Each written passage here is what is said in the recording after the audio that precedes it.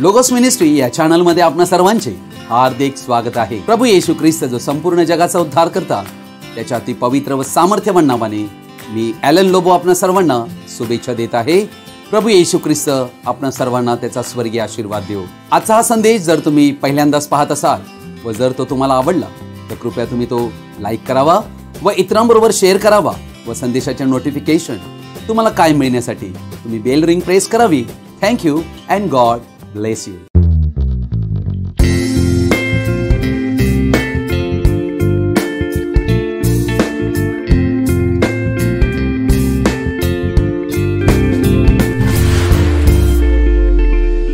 आज आम्ही एका अतिशय महत्त्वाच्या विषयाकडे आपलं लक्ष लावणार आहोत आणि या विषयाला मी शीर्षक देऊ इच्छित आहे, पशुची छाप म्हणजे the mark of the beast.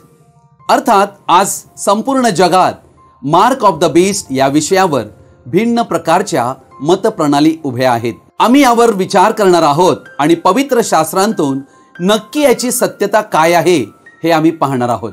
आणि म्हणून हा विषय अतिशय सखोल असल्या कारणाने आम्हाला पवित्र आत्मा सत्यामध्ये घेऊन जाओ आणि या विषयाचं संपूर्ण सत्य आम्हा सर्वांना प्रकट करो। म्हणून तुम्हाला विनंती आहे की तुम्ही आजचा हा संदेश सर्वजणांनी ध्यानपूर्वक आणि आवर्जून शेवटपर्यंत पाहावा। पशुची छाप काय आहे हे आम्हाला समजणं अतिशय आवश्यक आहे, कारण या वचनाची सत्यता अजूनही ख्रिस्ती जगाला नाही। कारण जर आम्हाला ती कळली नाही तर आम्ही वाहवत जाऊ। तुम्ही नाश पाहू नये किंवा हे वचन तुम्हाला आणि आम्हाला सत्याचा प्रकाश देणारे म्हणून तुमच्या पुढे मांडण्याचा मी प्रयत्न करीत आहे। प्रकटीकरण याचं पुस्तक याचा 14वा अध्याय आणि याचं वचन 9 ते 11 आम्ही वाचणार आहोत।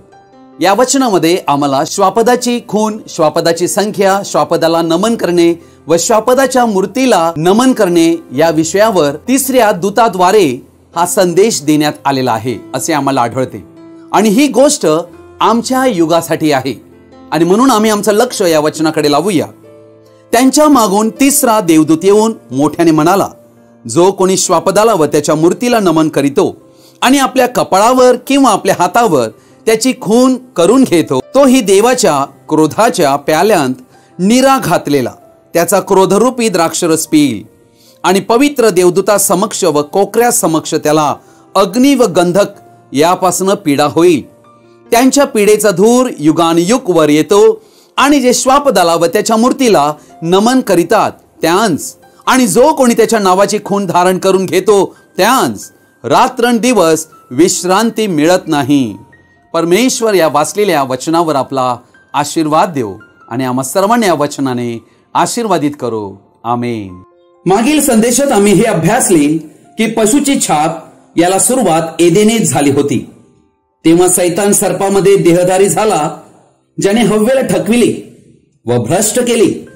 त्याच्या हुबेहूब प्रथम पुत्र काईन, जो खून करणारा नरहिंसक, लबाड व लबाडीचा बाप, जो आदमाच्या वंशावळीत आढळत नाही व देवाने त्या सर्पाला शापित केले व त्याच्या मागे त्याच्या बीजांनाही शापित केले। या कारणामुळे काईन व त्याचा वंश जीवनाच्या पुस्तकात लिहिलेले नाहीत। हे दुष्टाचे बीज असल्या कारणाने प्रकटीकरण 20 अध्यायातल्या 15 वचनात म्हटल्याप्रमाणे ज्या कोणाचे नाव जीवनाच्या पुस्तकात लिहिलेले सापडले नाही तो अग्नीच्या सरोवरात टाकला गेला। अर्थात या पृथ्वीवरील संपूर्ण सर्पवंश, सर्पबीज अग्नीच्या सरोवरात म्हणजे दुसऱ्या मृत्यूत सापडतील, कारण त्यांचे नाव जीवनाच्या पुस्तकात लिहिलेलेच नव्हते। मागे आम्ही अभ्यास केला की काईन आणि हाबेल या दोघांच्या भक्तीविषयी। अर्थात आम्ही ही गोष्ट त्या ठिकाणी अभ्यासली की काईन देवाचं न ऐकणारा उद्धट व्यक्ती ठरला आणि देवाने त्याला ज्या वेळेला एक खून दिली त्यावेळेला तो देवापासून विभक्त झाला। देवाच्या उपस्थितीतून त्याला वेगळं व्हावं लागलं आणि ज्याला खून लाभते अर्थात ही खून श्वापदाची खून आहे आणि याची सुरुवात उत्पत्तीपासून झालेली आहे। श्वापदाची खून याविषयी प्रकटीकरणाचं पुस्तक बोलते आणि आता आम्ही श्वापदाची खून प्रकटीकरण म्हणजे शेवटचं जे पुस्तक म्हणजे आम्ही ज्या युगाच्या अंताला पोहोचलो आहोत तिथपर्यंत या श्वापदाचं चिन्ह, श्वापदाचा प्रभाव, त्याच्या आत्म्याचं कार्य याविषयी आम्ही अभ्यासत आहोत। आणि आम्ही ज्या काळामध्ये आज आहोत या काळामध्ये ही गोष्ट प्रत्यास येणार आहे। प्रकटीकरण 14 अध्याय याच्या 6 ते 12 वचनात आम्हाला 3 दूत आढळतात। हे देवदूत नसून हे मनुष्य आहेत पृथ्वीवर देवाने पाठविलेले त्याचे संदेशवाहक आहेत. हे वास्तविक सुधारक आहेत. पहिला दूत मार्टिन लुथर आहे, जो न्यायीपणाचा व विश्वासाचा संदेश घेऊन येतो. विश्वासानेच तारण आहे हे तो कळवितो. दुसरा दूत आहे जॉन वेस्ली. हा आध्यात्मिक व्यभिचाराविरुद्ध उभा राहून मंडळीला पवित्रीकरणाची शिकवण त्याने दिली, कारण पवित्र झाल्याशिवाय कोणी देवाला पाहू शकणार नाही. अर्थात या ठिकाणी आम्ही वचन 9 मध्ये तिसरा देवदूत हा शब्द पाहत आहोत. अर्थात देवदूत म्हणजे ज्याला पंख आहेत असा कोणी स्वर्गातला व्यक्ती नाही, परंतु हा पृथ्वीवर एक संदेश वाहक देवाकडून पाठविण्यात येतो. आणि हा तिसरा देवदूत हा आमच्या लावदिकीय कलिसियासाठी पाठविलेला देवाचा संदेश आहे, जो एलियाच्या आत्म्याने ख्रिस्त येशूच्या मंडळीला स्वर्गारोहणासाठी तयार करण्यासाठी आपला संदेश घेऊन येतो, जो संप्रदायामध्ये अडकलेल्या देवाच्या खऱ्या मंडळीला बाबेलमधून बाहेर बोलावितो आणि तिला सत्याकडे, जे प्रेषितांचे खरे शिक्षण, त्याकडे वळविण्याचं काम करीतो. तिसरा दूत संदेशवाहक होता विल्यम ब्रॅनम, जो मोठ्याने पुकारत होता की श्वापदाची खूण लावून घेऊ नका. अर्थात आम्ही यशाया 61 अध्याय याच्या 2 वचनामध्ये प्रसादाचे वर्ष व देवाचा सूड घेण्याचा दिवस हे 2 वेगवेगळे दिवस पाहतो. यशाया 61:2 हे वचन प्रभू येशू ख्रिस्ताने लूका शुभवर्तमान 4 अध्यायात गुंडाळी उघडून आपल्या दिवसाविषयी म्हणजे प्रसादाच्या वर्षाची घोषणा प्रभू येशू ख्रिस्ताने केली. आणि त्यानंतर त्याने दुसऱ्या वचनाचा जो दुसरा भाग होता, सूड घेण्याचा दिवस, हे वचन वाचलं नाही. प्रसन्नतेचं वर्ष हे प्रभू येशू ख्रिस्ताचं पहिलं येणं होतं, जेव्हा कृपा व सत्य आली. म्हणून येशूने अर्धे वचन वाचून बाकीचे सोडून दिले व लेख पूर्ण झाल्याचे कळविले. देवाचा सूड घेण्याचा दिवस हे वचन आमच्या दिवसासाठी म्हणजे येशू ख्रिस्ताच्या दुसऱ्या येण्याच्या समयासाठी होतं. तसेच हा तिसरा दूत या जगावर भयानक दिवसाची घोषणा देतो, म्हणून त्याचा संदेश पशुची ओळख देतो. पशुची छाप ही या जगाचा अंत दाखविते. पशुची छापच देवाचा क्रोध, रोष या संपूर्ण जगावर आणते. जसं काईन आणि हाबेल याविषयी आम्ही मागील संदेशामध्ये पाहिलं. येशू आणि यहुदा, एसाव आणि याकोब, इसहाक आणि इश्माईल या सर्व जोड्या आम्हाला आढळतात. अर्थात येशू आणि यहुदा इस्करियोत हे एकाच मंडळीमध्ये होते. दोघेही एकत्रित बसत होते, परंतु त्यांच्यातील एक देव होता आणि एक सैतान होता. ही गोष्ट तुम्हाला आणि आम्हाला समजून घेणं फार गरजेची आहे. इयोबाच्या पहिल्या अध्यायामध्ये आम्हाला आढळते की तो सैतान पृथ्वीवर इकडे तिकडे फिरत होता आणि ज्या वेळेला देवाच्या समोर तो आला, तोच इयोबाविषयी देवापुढे बोलणारा व्यक्ती आता प्रत्यक्षात देहामध्ये येशू बरोबर दोघेही एकत्र बसलेले आहेत. काय तुम्ही हे पाहू शकता? नाशाचा पुत्र, सन ऑफ परडिशन, अर्थात नरकांतून यहुदा इस्करियोत आला होता. आम्ही या ठिकाणी दोन्ही आत्मे पाहतो, एक देवाचा आत्मा आणि एक दुष्ट सैतानाचा आत्मा. दोघेही मानव देहामध्ये जन्मलेले आम्हाला आढळत आहेत. अर्थात आज मंडळामध्ये 2 आत्मे काम करीतात, एक पवित्र आत्मा आणि एक सैतानाचा आत्मा. अर्थात जीसस अँड जुडास दोन्हीही अक्षराला जे पासून सुरुवात आहे असे आम्हाला आढळते. दोघेही मंडळीमध्ये सेवकाई करणारे आहेत असे आम्हाला दिसत आहे. अर्थात ख्रिस्ताच्या मंडळीमध्ये दोघांचेही स्थान आम्हाला आढळत आहे. दोघेही एकाच दिवशी मरण पावलेले आहेत. अर्थात हे दोघेही एकमेकांच्या फार जवळ दिसत आहेत. अर्थात आम्ही मागील संदेशामध्ये ही गोष्ट शिकलो की पशुची छाप आणि पवित्र आत्म्याचा शिक्का हे दोन्हीही गोष्टी एकत्रितरित्या चालतात. आणि प्रियजन हो, या ठिकाणी आम्हाला आढळते की येशू ख्रिस्त मरण पावला, तोही मरण पावला. यहुदा इस्करियोत आणि प्रभू येशू ख्रिस्त दोघेही झाडावर टांगलेले होते. देवाचं वचन म्हणते की झाडावर जो टांगलेला आहे तो शापित आहे. आणि अर्थात येथे दोन्हीही व्यक्ती शापित होते. अर्थात येशू ख्रिस्ताने आम्हा सर्व मनुष्यांचा शाप, आमची पापे, अधर्म आणि आमचा शाप त्याने स्वतःवर घेतला होता, म्हणून तो त्या ठिकाणी शापित झाला होता. येशू ख्रिस्ताने आमचे सर्व अधर्म, पापे आणि अन्याय, आमचे सर्व शाप स्वतःवर घेतले आणि आमच्या पापांसाठी त्याने किंमत मोजली. पण यहुदा इस्करियोत आपल्या स्वतःच्या पापामुळे, कर्मामुळे शापित झाला होता. येशू ख्रिस्त झाडावर टांगलेला, लटकवलेला होता आणि यहुदा इस्करियोत झाडावर फाशी घेतलेला असा टांगलेला होता. अर्थात या ठिकाणी आम्हाला दोन झाडं दिसत आहेत, जीवनाचं झाड आणि बऱ्या वाईटाचं ज्ञान करून देणारं झाड. प्रियजन हो, आम्हाला देवाचं जे झाड, जीवनाचं झाड, त्याकडे येणे आहे. बऱ्या वाईटाचं ज्ञान करून देणारं झाड हे तो सैतान आहे. अर्थात प्रेषितांची कृत्याचा पहिला अध्याय 25 वचन या ठिकाणी आम्ही वाचत आहोत. हे सेवक पद व प्रेषित पद सोडून आपल्या जागी गेलेल्या यहुदाचे पद, आपल्या जागी गेलेल्या. प्रियजन हो, यहुदा हा नाशाचा पुत्र होता, सन ऑफ परडिशन, म्हणजे तो अधकुपांतून आला होता, नरकांतून आला होता. कोरिन्थीकरास पहिले पत्र याचा 15 अध्याय आणि 47 वचन म्हणते की येशू ख्रिस्त स्वर्गांतून आला होता. येशू ख्रिस्ताचा आत्मा म्हणजे पवित्र आत्मा पेंटिकॉस्टच्या दिवशी मंडळीवर आला आणि संपूर्ण मंडळी पवित्र आत्म्याने युक्त झाली. यहुदा इस्करियोत हा ही नरकात गेला. अर्थात जेथून तो आला होता तेथेच तो परत गेला आणि आजही त्याचा आत्मा लोकांवर कार्य करीत आहे. आज आम्ही त्या आत्म्याचं कार्य संपूर्ण जगभर पाहत आहोत.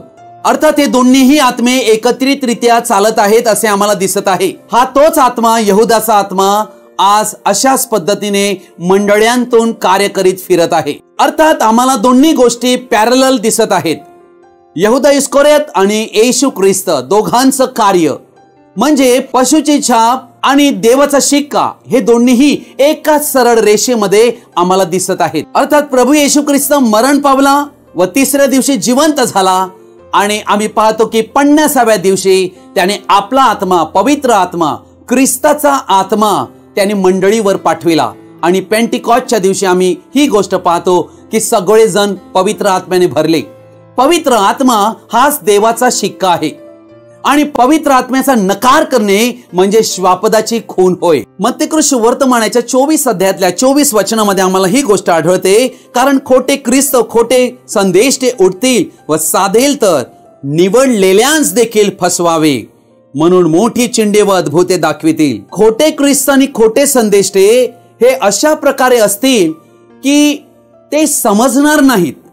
अर्थात निवडलेल्या व्यक्तींना पण फसवावे अशी मोठी चिन्हे आणि अद्भुते दाखवतील. अर्थात हे वचन तुम्हाला आणि आम्हाला चेतावणी देत आहे की ख्रिस्त विरोधकाचा आत्मा एवढा प्रभावशाली असेल की जणू काही ख्रिस्त आणि ख्रिस्त विरोधक यामध्ये काही आम्हाला फरक आढळणार नाही.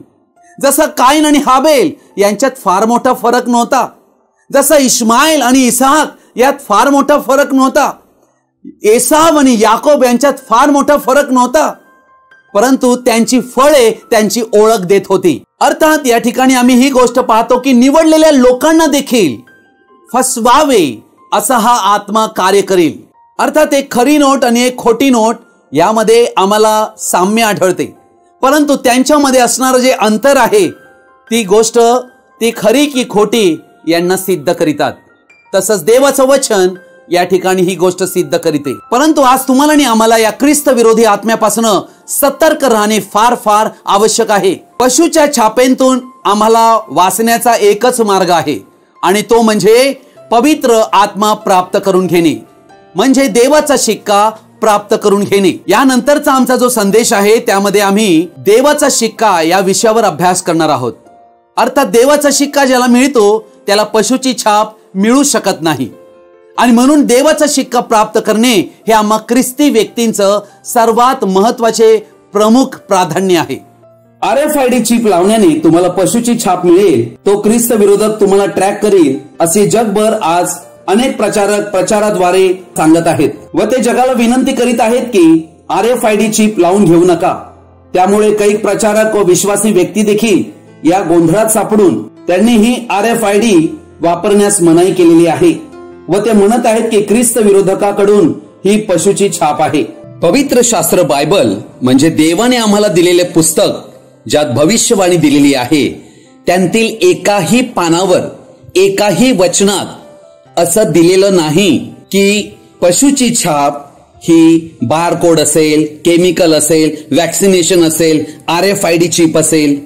असं एकही वचन या बायबलमध्ये नाहीये, हे आम्हाला समजायला हवं. म्हणून अशा सर्व प्रकारच्या संकल्पना संपूर्णतः आमच्या दिशाभूल करणाऱ्या आहेत. परंतु प्रियजन हो, ही शुद्ध फसवणूक आहे. अर्थात ख्रिस्ती जगतामध्ये लोक सत्य न जाणत असल्या कारणाने या सुप्रसिद्ध प्रचारकांच्या प्रभावी प्रचाराला व खोट्या शिकवणुकीला ते बळी पडत आहेत व सत्यापासून वंचित राहत आहेत. अर्थात सत्याच्या प्रकटीकरणापासून ते फारच दूर आहेत. ही शुद्ध भ्रांती आहे. ही भ्रांती अशीच राहिली तर ते पशुची छाप ही घेतील.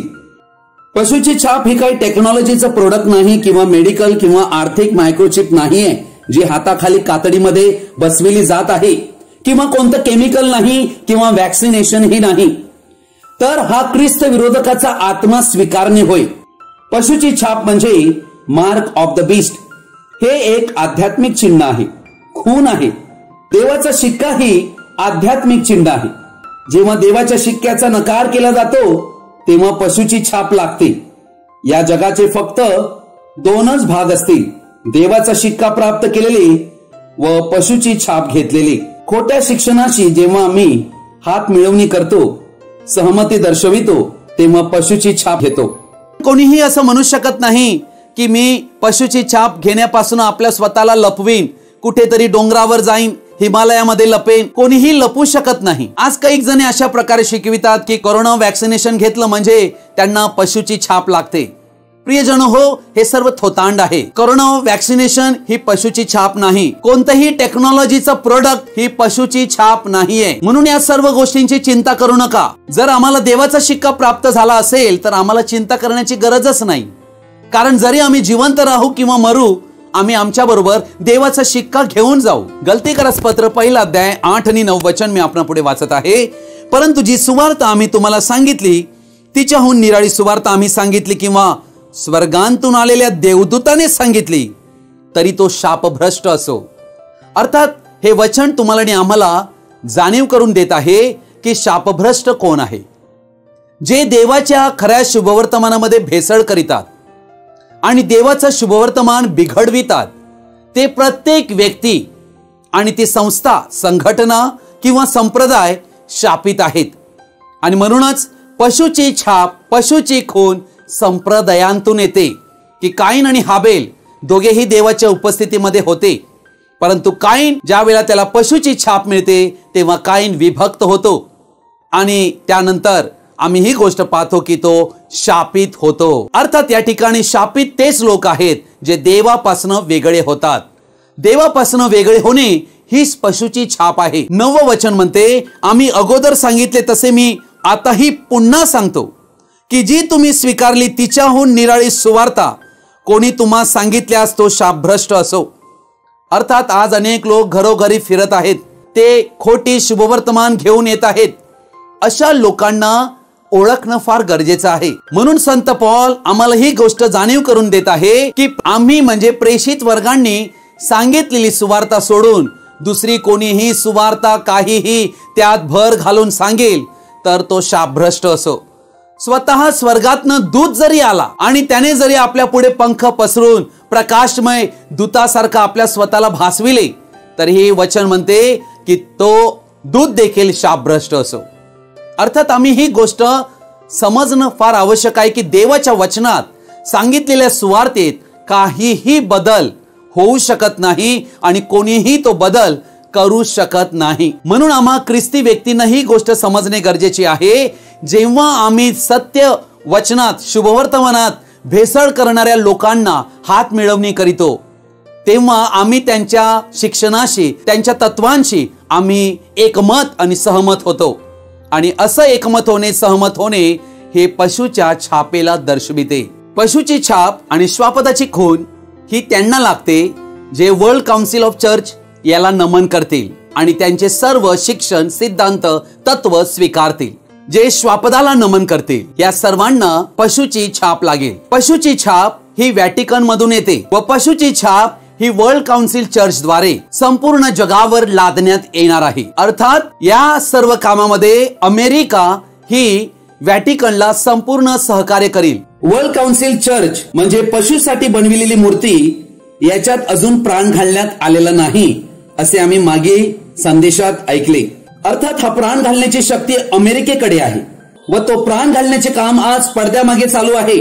अर्थात ज्या वेळेला प्राण घातला जाईल त्यावेळेला ही मूर्ती म्हणजे वर्ल्ड काउन्सिल चर्च बोलू लागेल व तेव्हा ही संपूर्ण जगावर सत्ता व राज्य करील. अर्थात वर्ल्ड काउन्सिल ऑफ चर्च व श्वापदाला सर्व पृथ्वीवरील लोकांनी नमन करावे असे ते करील. हे पवित्र शास्त्रांतील खरे भविष्यवाणीचे वचन आहे व आमच्या दिवसात ते पूर्णतेस जाणार आहे. या विषयावर सविस्तर व स्पष्ट सत्य समजण्यासाठी लोगोस मिनिस्ट्री चॅनलवर मागील 8 ते 10 संदेश अभ्यासपूर्वक तुम्ही समजून घ्यावे ही विनंती. सैतानाने आपले राज्य या पृथ्वीवर प्रस्थापित केले आहे देवाच्या वचनात अधिक व उणे करून. प्रकटीकरणाच्या 13 अध्यायातल्या 16 आणि 17 वचनाप्रमाणे आम्हाला असे दिसून येते की ख्रिस्त विरोधक व वर्ल्ड काउन्सिल ऑफ चर्च हे संपूर्ण जगावर आर्थिक पूर्णतः नियंत्रण प्रस्थापित करण्यासाठी डावपेच म्हणजे रणनीती योजतील. अर्थात आतापर्यंत आम्ही ही गोष्ट पाहिली की पशुची छाप हे एक आध्यात्मिक चिन्ह आहे. ही एक छाप आहे व ही छाप पशुची आहे. ज्या पशुने एदेन बागेमध्ये मनुष्यानं बहकून पापात पाडले होते व देवाच्या वचनात भेसळ केली होती व तो शापाने शापग्रस्त करण्यात आला होता. परंतु या ठिकाणी आम्हाला श्वापदाच्या खुनीची दुसरी एक बाजू आढळते. अर्थात ख्रिस्त विरोधक या संपूर्ण सृष्टीत प्रथमच संपूर्ण जगावर राज्य प्रस्थापित करण्याच्या योजनेत खरेदी विक्री करण्यासाठी वर्ल्ड काउन्सिल ऑफ चर्चच्या द्वारे लायसन्स दिले जाईल. अर्थात ज्यांच्याकडे हे लायसन आहे ते खरेदी विक्री करू शकतील आणि ज्यांच्याकडे हे लायसन आहे ते प्रचारही करू शकतील. अर्थात यावरून आम्हाला ही गोष्ट आढळते की आध्यात्मिक चिन्ह तर आहेच, पण आध्यात्मिक चिन्ह ज्यांना लागेल तेच हे लायसन घेतील.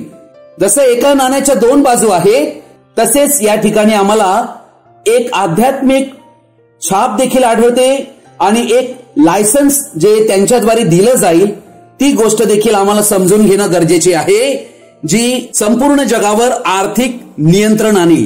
वर्ल्ड काउन्सिल ऑफ चर्च आणि ख्रिस्त विरोधक यांच्या गोष्टी मानणे स्वीकारणे म्हणजेच त्यांची भक्ती करणे व त्यांना नमन करणे होय. अनुवाद याचं पुस्तक याचा 6वा अध्याय याचं 8 आणि 9 वचन याविषयी काय म्हणते. त्या आपल्या हाताला चिन्ह दाखल बांध आणि आपल्या डोळ्यांच्या मध्यभागी कपाळपट्टी म्हणून लाव. अर्थात या ठिकाणी देवाने आपले लोक इस्रायल यांच्याही कपाळावर शिक्का ठेवलेला आहे, यांच्याही हातावर शिक्का ठेवलेला आहे. आणि या ठिकाणी आम्हाला ही गोष्ट दिसते, हा देवाचा शिक्का आहे. देवाचे वचन देवाच्या लोकांच्या कपाळपट्टीवर आहे, म्हणजे डोळ्यांच्या मध्यभागी आणि त्यांच्या हातावर देखील हे चिन्ह आहे, म्हणजे आपल्या कृतीत देखील देवाचं वचन आहे. अर्थात अनुवाद याचा 6वा अध्याय 8वं वचन तुम्हाला आणि आम्हाला ही गोष्ट स्पष्टपणे दाखविते की कपाळपट्टी म्हणजे काय आणि हात म्हणजे काय. आणि या गोष्टीवरून आम्हाला ही गोष्ट समजते, देव देखील कपाळपट्टीवर आपलं चिन्ह करीतो आणि पशु देखील आपली छाप कपाळपट्टीवर आणि हातावर करीतो. अर्थात या ठिकाणी आम्ही श्वापदाची खून जी पाहत आहोत ती कपाळावर किंवा आपल्या हातावर त्याची खून दाखविलेली आहे. अर्थात कपाळावर म्हणजे दोन्ही डोळ्यांच्या मधोमध जेथून विचार येत असतात आणि ते विचार जे आहेत त्या ठिकाणी तत्व किंवा एखाद्या प्रकारचा विश्वास हा त्या ठिकाणी समाविष्ट असतो. आणि आपल्या हातावर चिन्ह याचा अर्थ आपले हात जे कृती करणारे, म्हणजे जी गोष्ट या ठिकाणी श्वापद आणि श्वापदासाठी बनविलेली मूर्ती जी सिद्धांत जे तत्व किंवा जी काही प्रणाली आरंभतील, जे काही वचनात भेसळ शिकवतील ती गोष्ट आपल्या कपाळपट्टीवर म्हणजे आपल्या विचारामध्ये आणतील व आपल्या हातावर त्याचं चिन्ह म्हणजे ते बरोबर त्याच प्रमाणे कृतीही करतील याला दर्शविलेली आहे.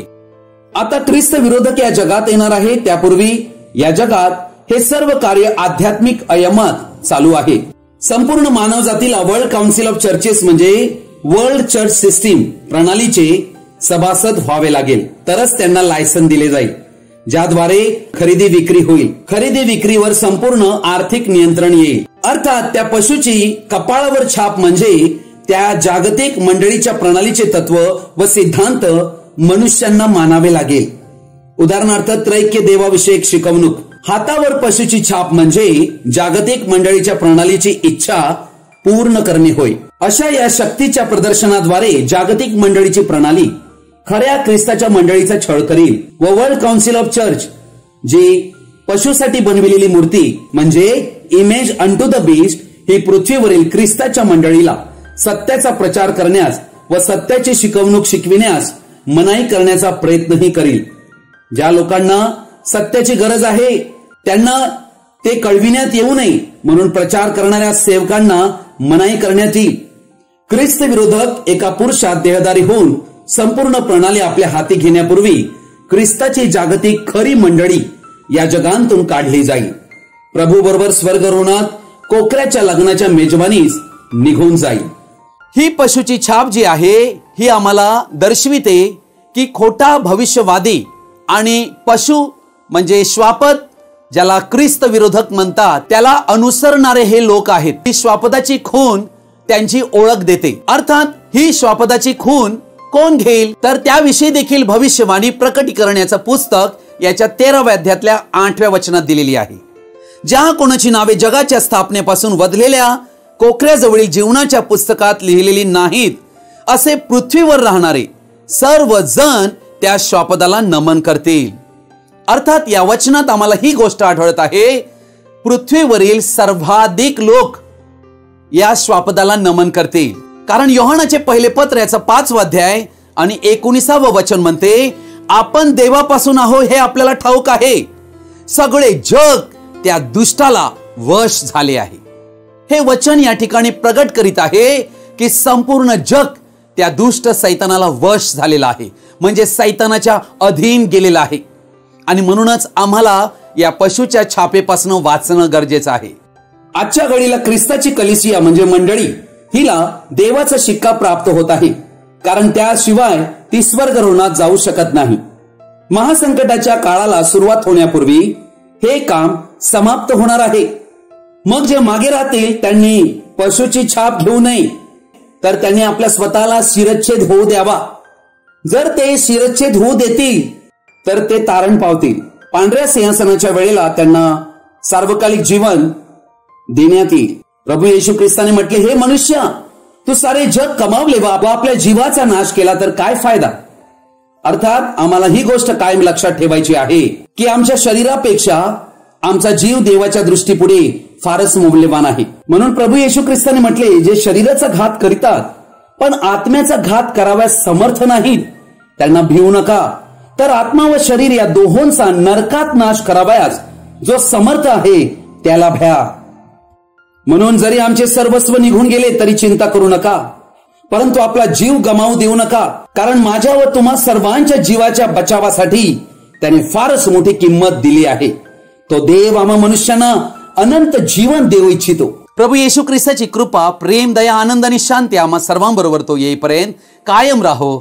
आमेन. आजचा हा संदेश तुम्ही सर्वजणांनी ध्यानपूर्वक व शेवटपर्यंत पाहिल्याबद्दल आपणा सर्वांचा मी हृदयपूर्वक आभारी आहे. हा संदेश ऐकल्यानंतर नक्की तुम्हाला काय कळले तुम्ही कृपया कमेंट बॉक्समध्ये कळवू शकता किंवा आमच्याशी व्यक्तिगत संपर्क साधू शकता. Thank you and God bless you.